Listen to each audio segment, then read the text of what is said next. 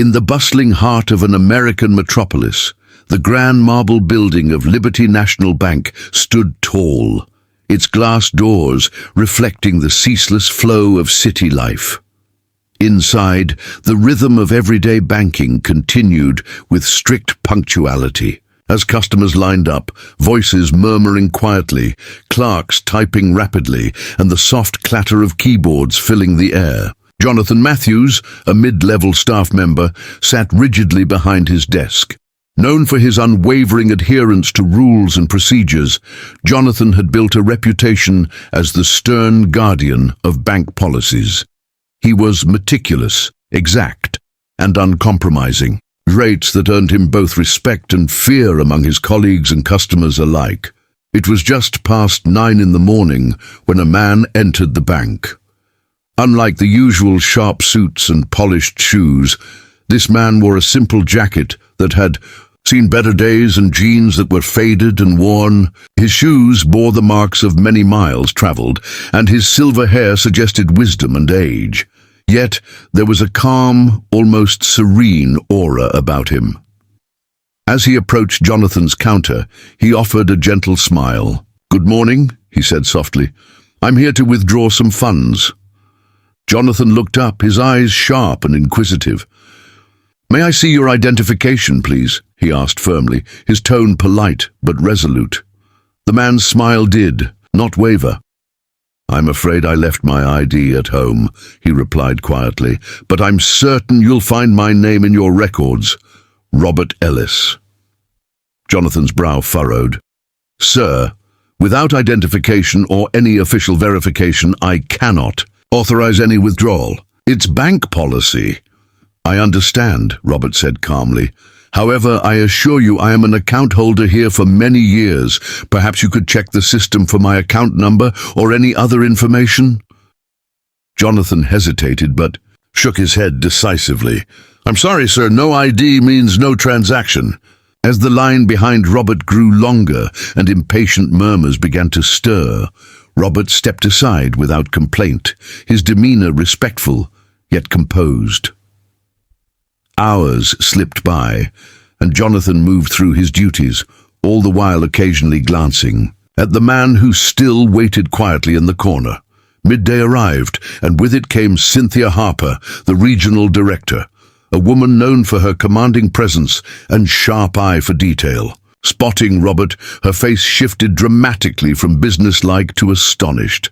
"Mr. Ellis," she exclaimed, "why are you here, and why wasn't I informed?" The room hushed. Jonathan's eyes widened in disbelief.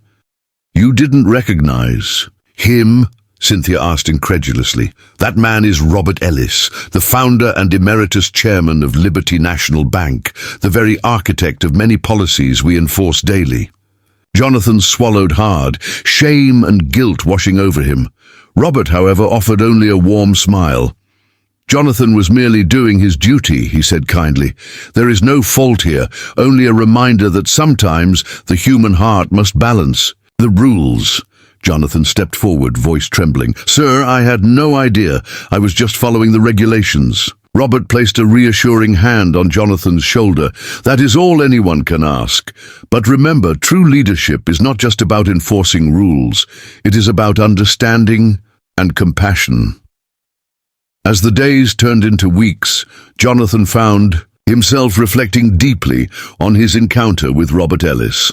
His once rigid approach to banking began to soften, tempered by a newfound awareness of the human stories behind every account number. One afternoon, Jonathan sat alone in the quiet break room, sipping coffee and reviewing customer files. Suddenly, his phone buzzed, an internal message from Robert himself, inviting Jonathan to join him for a meeting in the executive lounge. Curious and somewhat nervous, Jonathan arrived to find Robert waiting patiently. The room was filled with the soft glow of afternoon sunlight filtering through large windows overlooking the city skyline. Robert greeted Jonathan warmly. "I want to share something with you," he said, "not as a chairman, but as a fellow human being."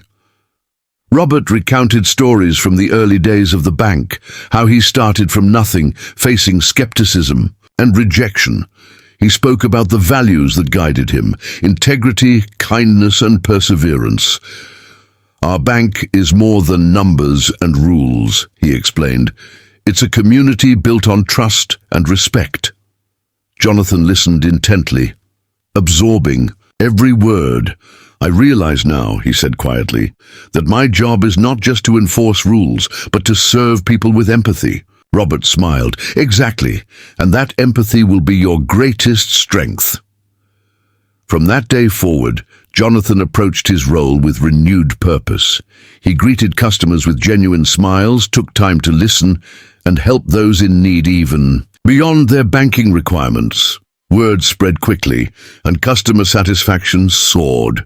Robert watched with pride as Jonathan became a beacon of the bank's values. One day, a difficult customer entered, a young mother struggling with financial hardship. Instead of dismissing her, Jonathan patiently worked out a flexible plan, easing her burden. Witnessing this, Robert felt the success of his mentorship. In action, their relationship grew beyond professional bounds. Jonathan often sought Robert's advice, and Robert appreciated Jonathan's honest perspective from the ground level. However, not all staff were pleased. Some viewed Jonathan's changes as too lenient, a departure from strict protocol. Jonathan faced criticism but remained steadfast, supported by Robert's guidance and example. Months later, a crisis struck. The bank, an unexpected cyber attack, threatened to compromise customer data. The bank was thrown into turmoil. Jonathan, combining his detailed knowledge and compassionate leadership, coordinated efforts to assist worried customers, communicating clearly and calmly. His steady demeanor reassured many during the storm. Robert commended Jonathan's handling of the crisis, highlighting that leadership is tested not only in success, but in adversity. Together they steered the bank back to stability. In the end, the story of Jonathan and Robert became a timeless lesson shared in training sessions across the nation, a testament to the power of humility, empathy, and forgiveness in leadership.